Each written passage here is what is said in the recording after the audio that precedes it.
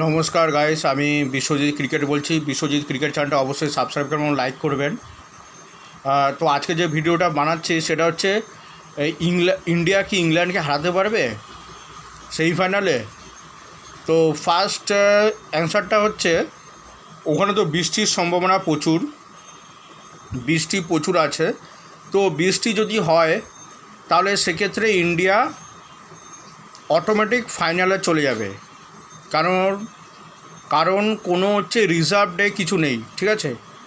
সেই ফাইনাল যদি বৃষ্টির জন্য না হয়, পরের দিন রিজার্ভ ডে বা পরের দিন পরশু দিন আগে পরে কোনো রিজার্ভ ডে কিছু নেই, ঠিক আছে। তো রিজার্ভ ডে না হওয়ার জন্য যদি অ্যাবান্ডেন্ট হয়ে যায় সেই ফাইনাল ম্যাচ ইন্ডিয়া ভার্সেস ইংল্যান্ডের, সেক্ষেত্রে দেখা হবে সুপার 8-এ কার পয়েন্টস বেশি সেই অনুসারে, ঠিক আছে। দেখা যাচ্ছে ইন্ডিয়ার এক্ষেত্রে পয়েন্টস বেশি, 6 পয়েন্টে আছে, আর ইন্ডিয়ান রান রেটটা আছে 2.02, ঠিক আছে।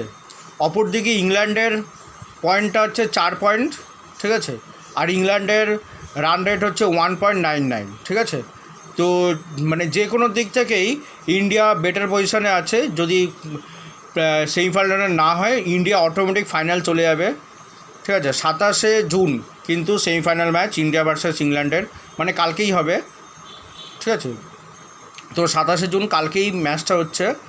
তো আমার তো প্রেডিকশান ইন্ডিয়া তো জিতবে, ঠিক আছে। কিন্তু আরেকটা হচ্ছে ইন্ডিয়ার যে সেম টিমটাকে খেলাতে হবে, ঠিক আছে, সেম টিমটাকে খেলাতে হবে। আর জানি না বিরাট কোহলিকে কেন খেলাচ্ছে, আমি তো বুঝতে পারছি না, ঠিক আছে। বিরাট কোহলিকে 1 নম্বরে না নেমে ঠিকই করিয়েছে, ঠিক আছে। কারণ ও 1 নম্বরে নেমে একে তো প্রচুর ঠুকতো, ঠিক আছে, ঠুকে এই 200 রান হতো না, ঠিক আছে। ও ঠুকে 180 রানের মতো করতো, ঠিক আছে। ও ঠুকে নিজের হাফ সেঞ্চুরি 60-70 করে নিত, ঠিক আছে। কিন্তু সেটা করতো 50 বলে, ঠিক আছে। 50 বলে ও নিজে 70-80 এরম করতো। ইন্ডিয়ার কিন্তু এক্ষেত্রে কোনো বেনিফিটই হতো না, ঠিক আছে। তো জিতিয়েছে কিন্তু রোহিত শর্মা জিতিয়েছে ম্যাক্সিমামটা, ঠিক আছে। কারণ রোহিত শর্মা মেরেছে বলেই জিতেছে, ঠিক আছে। এই মারার একটা কুফল আছে যে কোনো সময় আউট হয়ে যেতে পারে, ঠিক আছে। আর বিরাট কোহলি কি মানে 180, মানে বিরাট কোহলি কি 70-80 রান কনফার্ম করবে, ঠিক আছে। 60-70-80 এরকম কনফার্ম করবে, ঠিক আছে। এক্ষেত্রে হারারও সম্ভাবনা আছে, ঠিক আছে। কেননা একটা সার্টেন মানে এক্ষেত্রে হয়তো কি মানে স্ট্রাইক রেট কম করে দিয়ে খেললে রান তো মানে রান একটু কম ওঠে ঠিকই, ঠিক আছে। কিন্তু ইন্ডিয়া এবার যেটা গেছে অল আউট অ্যাটাকটে গেছে, ঠিক আছে। এবার ভালো পেস হিটারকে নিয়েছে, ঠিক আছে, স্পিন হিটারকেও নিয়েছে। কিন্তু শিবম দুবের বদলে রিঙ্কু সিংকে খেলানো উচিত ছিল, ঠিক আছে। রিঙ্কু সিং একটু ভালো ছিল শিবম দুবের থেকে। শিবম দুবের মানে কি বলবো, মিডল করতে পারছে না বল, ঠিক আছে, এখন, ঠিক আছে। আমরা এখানে মানে দুটোই উইক লিঙ্ক আছে, একটা শিবম দুবে আছে আর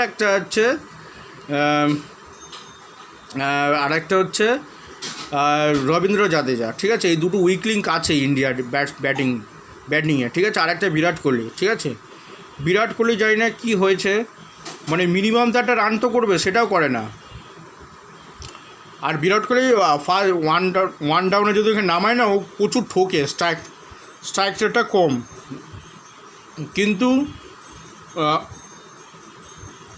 কিন্তু টি-20তে, ঠিক আছে, যে মানে টি-20তে ওর স্ট্রাইক রেট খুব একটা চলে না। ওকে ওয়ান ডে ম্যাচেই ঠিক আছে, ঠিক আছে। ওকে ওয়ান ডে ম্যাচ খেলানো দরকার। টি-20তে ওর জায়গা হয় না বলে মনে হয়, ঠিক আছে। টি-20তে ওর জায়গা নেই। ওর ওয়ান ডে আর টেস্ট ম্যাচ, ঠিক আছে, এই দুটো ওর খেলা দরকার। ওয়ান ডে আর টেস্ট ম্যাচ ওর টি-20 ছেড়ে দেওয়া দরকার, ঠিক আছে। টি-20তে রোহিত শর্মা আসলে কি, রোহিত শর্মার একটাই নেগেটিভ পয়েন্ট আছে, ওর হচ্ছে বয়স হয়ে গেছে পুরো, ঠিক আছে। তো 40 বছরে খেলছে প্লেয়ারটা, 40-42 বছর বয়স হয়ে গেছে, ঠিক আছে। খাতা কলমে তো 37 বছর, কিন্তু অ্যাকচুয়াল ওর বয়স 42-43 ওরম হয়ে গেছে, ঠিক আছে। এমনিতেই 5-6 বছর কম করিয়ে দেখায় ওরা। তো মেইন পয়েন্ট অফ ভিউতে আমরা বলছি, কিন্তু রোহিত শর্মাকে দেখলে কিন্তু ওর মনে হবে না যে ওর বয়স কত, কারণ ওরা প্রচুর ট্রেনিংয়ের মধ্যে থাকে ওরা, ঠিক আছে, প্রচুর ফিজিক্যাল ট্রেনিংয়ের মধ্যে থাকে, ওই জন্য ওদের বয়স মনে হয় না। আর আমাদের বয়স 30-32 আমাদের বয়স, মানে আমাদের বয়স যে 30-32 কেউ দেখলে বুঝতেই পারবে না, আমাদের বয়স ওরকম 40-40-এর ওপরে মনে হবে, ঠিক আছে? কিন্তু আমাদের বয়স অ্যাকচুয়ালি 30-32 এরকমই, ঠিক আছে? তো আমাদের দেখলে মনে হয় আমাদের বয়স বিশাল, ঠিক আছে? 40-এর ওপরে মনে হবে, কিন্তু অতটা নয় আমাদের বয়স, ঠিক আছে? 30-এর ওপরে, 30-32 এরকম বয়স হবে আমাদের, কিন্তু 40 বছর না আমাদের দেখলে এরকম মনে হয়, কারণ আমরা ওরকম ফিজিক্যাল ট্রেনিংয়ের মধ্যে দিয়ে যাই না, ঠিক আছে? তো যারা ধরুন প্রচুর ফিজিক্যাল ট্রেনিং করে বা মানে কী বলবো, সবসময় বাইরে থাকে, তাদের বয়স দেখলে মনে হবে না কোনো সময়, ঠিক আছে? তো এটাই আমাদের বলার উদ্দেশ্য হচ্ছে, মেইন উদ্দেশ্য হচ্ছে যে ইংল্যান্ডকে কীভাবে হারাবে আজকে, মানে কালকে কীভাবে হারাবে ইংল্যান্ডকে হারানোর জন্য স্পিন অ্যাটাক করা উচিত, স্পিন দিয়ে। কুলদীপ যাদব আর হচ্ছে আগের ম্যাচটা জিতিয়েছিল কুলদীপ যাদব আর হচ্ছে অক্ষর প্যাটেল, এই দুজনে মিলে জিতিয়েছিল।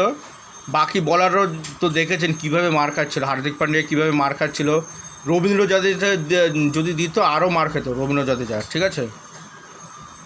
তো রবীন্দ্র জাদেজার ওপর কোনো ভরসা নেই ম্যানেজমেন্ট টিমের, ঠিক আছে?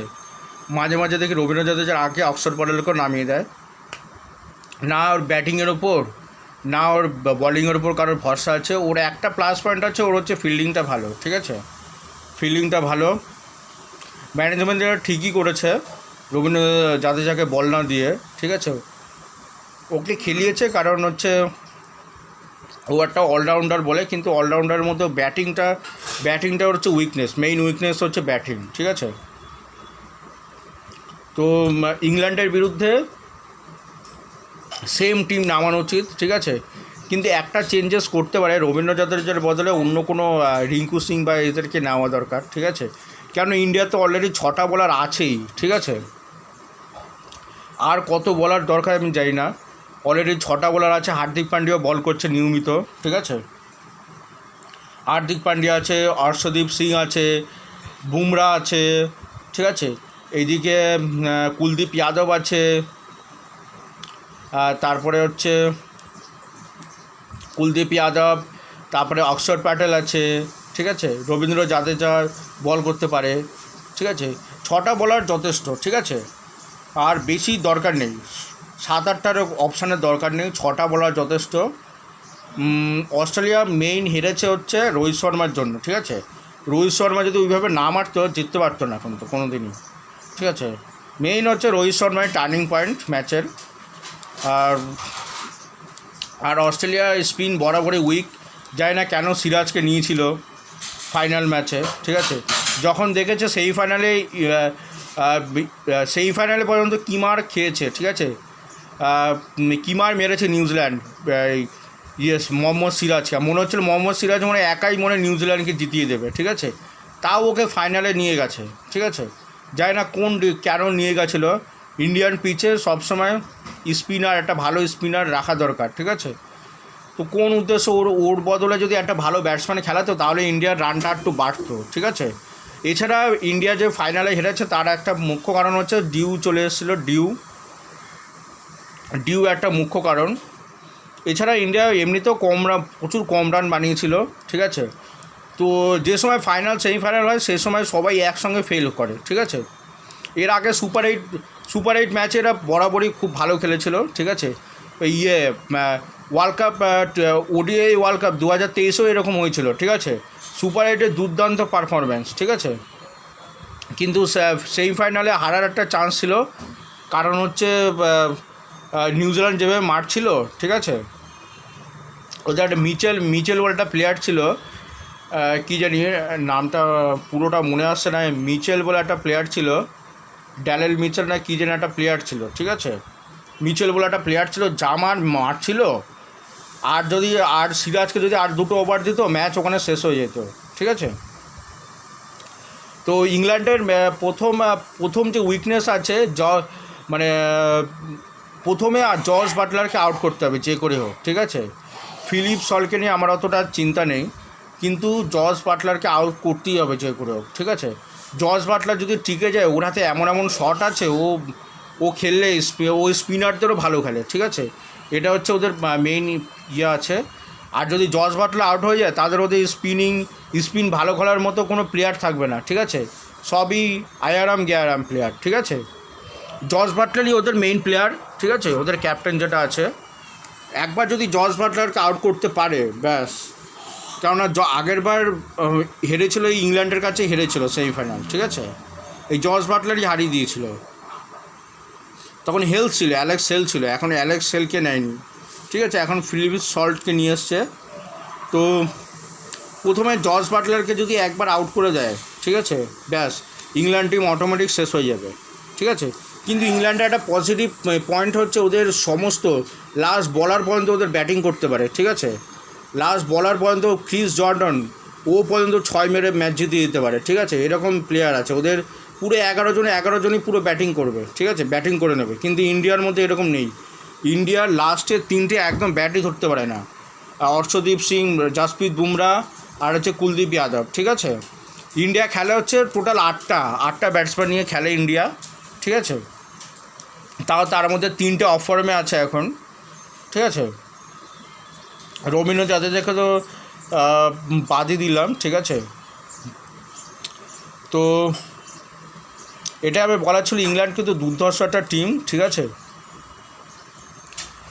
ফাইনাল সেমিফাইনাল আগেরবার কীভাবে হারিয়ে দিয়েছিল এখনও মনে আছে, ঠিক আছে। তো এটাই বলার ছিল যে ওদের হাতে হিট পছন্দ, ঠিক আছে।